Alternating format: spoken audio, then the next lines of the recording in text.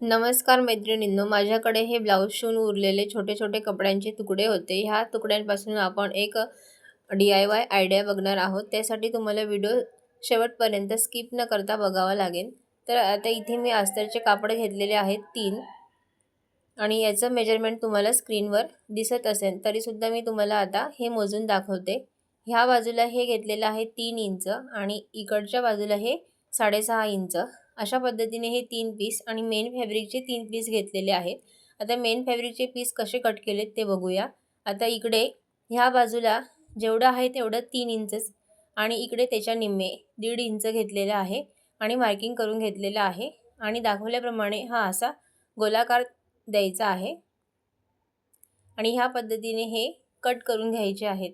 सगळे जे पीस आहेत ते कट करायचे आहेत। आता हे कसं जोडायचं ते आपण बघूया, पण त्याआधी तुम्ही जर चॅनलवर नवीन असाल आणि चॅनलला सबस्क्राईब केलं नसेल तर प्लीज चॅनलला सबस्क्राईब करा आणि व्हिडिओ आवडल्यास व्हिडिओला लाईक करायला विसरू नका। लाईक करायला अजिबात पैसे लागत नाही। आता बघा, हे मेन फॅब्रिक ठेवलं सरळ बाजूने, त्याच्यावर हे अस्तर ठेवलं आहे आणि खालच्या आणि वरच्या बाजूला सिलाई घ्यायची, आजूबाजूला घ्यायची नाही। आता इथे वरच्या बाजूला आकाराप्रमाणे इथे सिलाई घेतलेली आहे आणि मग त्यानंतर खाली ही अशी सरळ सिलाई इथे घ्यायची आहे। ह्या पद्धतीने ही अशी सिलाई मारायची, आजूबाजूला ओपन ठेवायचं आहे उलटवण्यासाठी। आता इथून हे असं उलटून घ्यायचं आहे आणि मग वरती दाब सिलाई द्यायची आहे। जसा आकार आहे त्याप्रमाणे इथे एक दाब सिलाई द्यायची। आता इथे सुद्धा मी दाब सिलाई देत आहे आणि ह्या पद्धतीने हे तिन्ही पॅटर्न मी तयार करून घेतलेले आहेत। त्यानंतर आता हे मेन पॅटर्नवर कसं ठेवायचं ते बघूया, पण त्याआधी मेन पॅटर्नचे आपण मेजरमेंट बघूया। तर हे घेतलेलं आहे 6.5 इंच आणि इकडून 4.25 इंच। अशा पद्धतीने हे 2 पीस घेतलेले आहेत। आता एक पीस घ्यायचा आहे याच्यातला आणि त्याच्यावर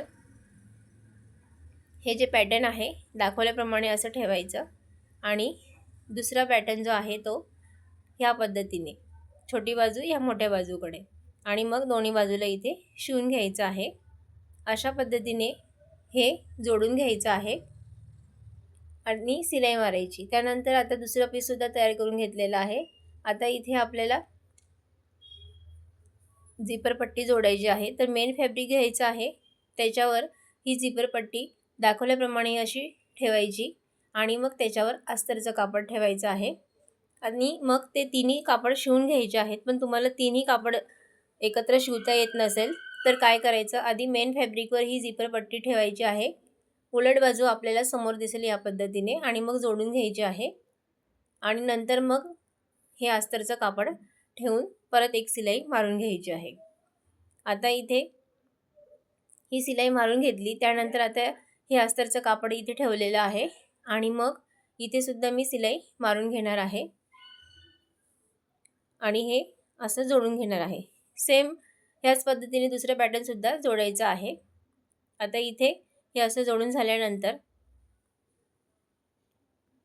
दुसरा पॅटर्न घ्यायचा आहे आणि ह्याच्यावर ठेवायचं आहे। त्यानंतर आता इथे तुम्ही दाब सिलाई सुद्धा देऊ शकतात। मी दाब सिलाई मारून घेतलेली आहे। त्यानंतर हा दुसरा पॅटर्न घेतलेला आहे आणि सरळ बाजू खाली ठेवलेली आहे आणि याच्यावर तुम्ही हे अस्तर ठेवू शकतात किंवा हे जे अस्तर आहे तुम्ही खालच्या बाजूला अगदी सगळ्यात खाली सुद्धा तुम्ही ठेवू शकतात। आता हे सुद्धा इथे जोडून घ्यायचं आहे। हे सुद्धा तुम्हाला असं तिन्ही एकत्र जोडता येत नसेल तर मग 2 आधी घ्यायचे पीस आणि मग नंतर हा अस्तरचा असं सुद्धा तुम्ही जोडू शकतात।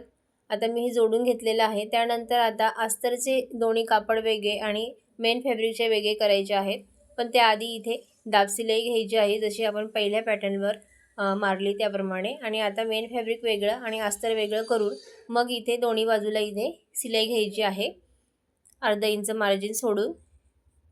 आता इथे दोन्ही बाजूला मी सिलाई मारून घेत आहे आणि मग मारून झाल्यानंतर जे एक्स्ट्राचं कापड आहे ते कट करायचं आहे। इथे सुद्धा हे असं कट करायचं आहे आणि इथे खाली आता थोडासा गोलाकार द्यायचा आहे असं दाखवल्याप्रमाणे, आणि त्याप्रमाणे इथे सिलाई घ्यायची आहे आणि इथे सुद्धा असंच करायचं आहे। इथे असा गोलाकार देऊन मग इथे सिलाई घ्यायची आहे। आता मेन जे कापड आहे मेन फॅब्रिक त्याच्यावर पूर्णच अशी शिलाई घ्यायची आहे.